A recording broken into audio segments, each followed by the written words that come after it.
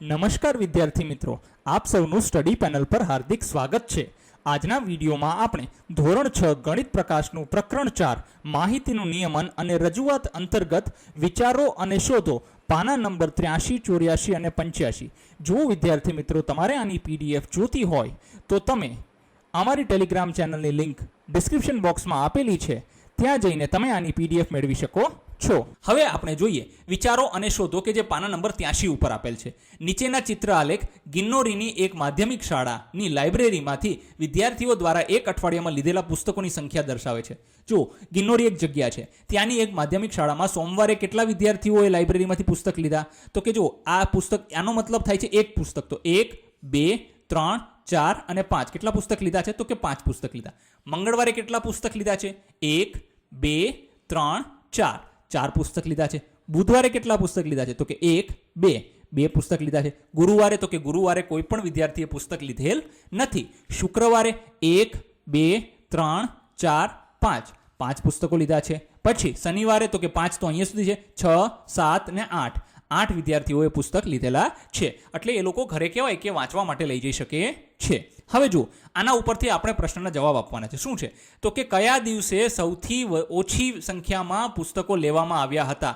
તો કે કયા દિવસે સૌથી ઓછી સંખ્યામાં? જુઓ, ગુરુવારે સૌથી ઓછી સંખ્યા દેખાય છે? હા, તો જો ગુરુવારે સૌથી ઓછી સંખ્યામાં પુસ્તકો લેવામાં આવ્યા હતા। પછી તો કે અઠવાડિયા દરમિયાન લીધેલા પુસ્તકોની કુલ સંખ્યા કેટલી છે? તો કે કુલ સંખ્યા કેમ ખબર પડે? તો કે 5 + 4 + 2 + 0 + 5 + 8 કરીએ તો આપણને ખબર પડી જાય કે આ આખા અઠવાડિયામાં કુલ કેટલા પુસ્તકો લીધેલા છે। ચાલો આપણે સરવાળો કરી દઈએ। સોમવારે 5 પુસ્તક છે, મંગળવારે 4 પુસ્તકો, બુધવારે 2 પુસ્તકો, ગુરુવારે 0 પુસ્તક, શુક્રવારે 5 પુસ્તકો, શનિવારે 8 પુસ્તક। આવી રીતે બધાનો આપણે સરવાળો કરીશું તો હવે જોઈએ ને, તો 8 + 2 થઈ જશે 10, 5 + 5 10 એટલે 20 ને 4 24 એટલે કુલ કેટલા પુસ્તકો છે? તો કે આખા અઠવાડિયા દરમિયાન 24 પુસ્તકો જે છે તે બાળકોએ લીધેલા છે લાઇબ્રેરીમાંથી।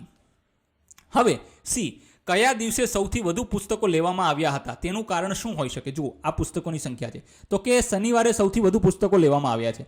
હવે જુઓ, શનિવારે સૌથી વધુ પુસ્તકો શા માટે લેવામાં આવે? કેમ કે ભાઈ બીજે દિવસે શું છે? રવિવાર છે, અને રવિવારે રજા હોય છે, તો બાળકને જે છે તે ઘરે જજો, એને વાંચવા માટેનો સમય મળી રહે, એટલે શનિવારે જે છે તે વધુ પુસ્તકો વિદ્યાર્થીઓ લેવાનું પસંદ કરે છે।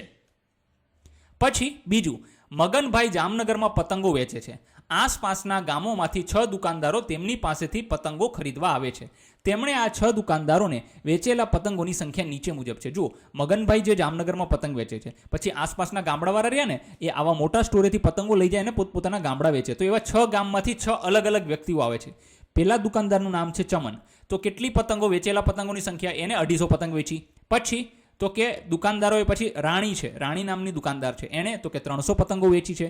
રૂકસાનાએ 100 પતંગો વેચી છે।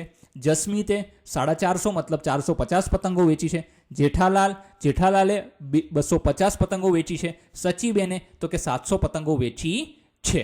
ચાલો હવે આપણે જોઈએ, 100 પતંગો દર્શાવવા માટે એક પતંગનો ઉપયોગ કરીને ચિત્રાલેખ તૈયાર કરો અને નીચેના પ્રશ્નના જવાબ આપો। જો ખાસ વિદ્યાર્થી યાદ રાખજો કે 100 પતંગ આપણે દેખાડવી હોય તો એક પતંગનું ચિત્ર બનાવવાનું।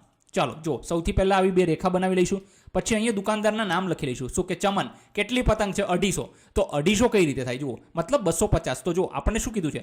એક પતંગ બનાવશું આપણે પહેલા, એટલે આ થઈ ગયા 100, બીજી પતંગ બનાવીશું એટલે 200, હવે ત્રીજી પતંગ અડધી બનાવવાની। કેવી બનાવવાની? અડધી બનાવીશું એટલે આ થઈ જશે 50, તો કહેવાય કે 100 + 100 200, 200 + 50 એટલે 250 થઈ ગયા આપણે, બરાબર છે? 250 પતંગ થઈ ગઈ, તો આપણે અઢી પતંગ બનાવવાની થશે। ચાલો અઢી પતંગ જો બનાવી દીધી આપણે। જો ઘણા વિદ્યાર્થીઓ એવું થશે કે સાહેબ પતંગ વચ્ચેથી કાપી હોય તો, અરે એનાથી કોઈ ફેર ના પડે, તમે વચ્ચેથી આ બાજુથી કાપો અડધો ભાગ તો પણ ચાલે, ઉપરથી અડધો ભાગ કાપો તો પણ ચાલશે, એનાથી કોઈ ફરક પડે નહીં। બસ હા, તમારે અડધી પતંગ બનાવવી ફરજિયાત છે। તો 250 થઈ ગયું। પછી છે રાણીએ કેટલી લીધી છે? તો કે 300 પતંગો વેચી છે, તો કે 3 આખી પતંગો બનાવીશું। 1, 2 અને 3 આપણે આખી પતંગ બનાવી। પછી તો કે રૂકસાનાએ કેટલી પતંગ વેચી છે? તો કે 100 પતંગ, તો આપણે અહીંયા એક આખી પતંગ બનાવી દઈશું એટલે 100 પતંગ થઈ જશે। પછી તો કે જસ્મીતે કેટલી છે? તો કે 450 છે, મતલબ 4 આખી અને 1 અડધી। જો 1, 2, 3, 4 આખી અને 1 અડધી, એટલે કહેવાય કે રૂકસાનાએ 450 પતંગો, જસ્મીતે 450 પતંગો વેચી છે. પછી જેઠાલાલે કેટલી છે 250, તો 250 તો આની જેમ જ બનાવી દેવાનું, 2 આખી અને 1 અડધી પતંગ. પછી ત્યારબાદ છે સચીબેને સૌથી વધુ પતંગો કોને વેચી છે? સચીબેને 700, એટલે 7 પતંગ આખી બનાવવાની થશે. 1 2 3 4 5 6 અને 7, તો 7 પતંગ આપણે બનાવી દીધી. એક પતંગ બરાબર 100, 100 200 300 400 500 600 અને 700 પતંગ. આ રીતે આપણે કહેવાય કે આનો ચિત્ર આલેખ તૈયાર કરવાનો છે. જુઓ, હજી એક વખત તમને વિદ્યાર્થી મિત્રો કહી દઉં છું કે તમે પતંગ આવી રીતે આડી કાપી શકો છો અને આમ ઊભી પણ કાપી શકો છો, એનાથી કોઈ ફેર પડતો નથી, પણ પતંગ અડધી હોવી ફરજિયાત છે. અને વિદ્યાર્થી મિત્રો, તમારે આની પીડીએફ જોતી હોય તો તમને ડિસ્ક્રિપ્શન બોક્સમાં ટેલિગ્રામ ચેનલની લિંક આપેલી છે, ત્યાં જઈને તમે ક્લિક કરીને આની પીડીએફ મેળવી શકો છો. હવે છે એ, રાણીએ ખરીદેલા પતંગો દર્શાવવા માટે કેટલા પ્રતીકોનો ઉપયોગ કર્યો? તો પહેલા તો ખબર હોવી જોઈએ કે રાણીએ કેટલા પતંગો વેચ્યા છે, ખરીદેલા, બરાબર છે. કેટલા પતંગો ખરીદ્યા? જો રાણી ક્યાં છે? આ 100. કેટલા પ્રતીક છે? 3. તો કે રાણીએ જે છે તે ખરીદેલા પતંગો દર્શાવવા માટે 3 પ્રતીકોનો ઉપયોગ કરેલો છે. સૌથી વધુ પતંગો કોણે ખરીદ્યા? તો કે સૌથી છેલ્લે જે સચીબેન છે એને સૌથી વધુ પતંગો ખરીદ્યા છે. કેટલા છે? 700 છે. તો આપણે અહીંયા લખીશું સૌથી વધુ પતંગો સચીબેને ખરીદ્યા છે.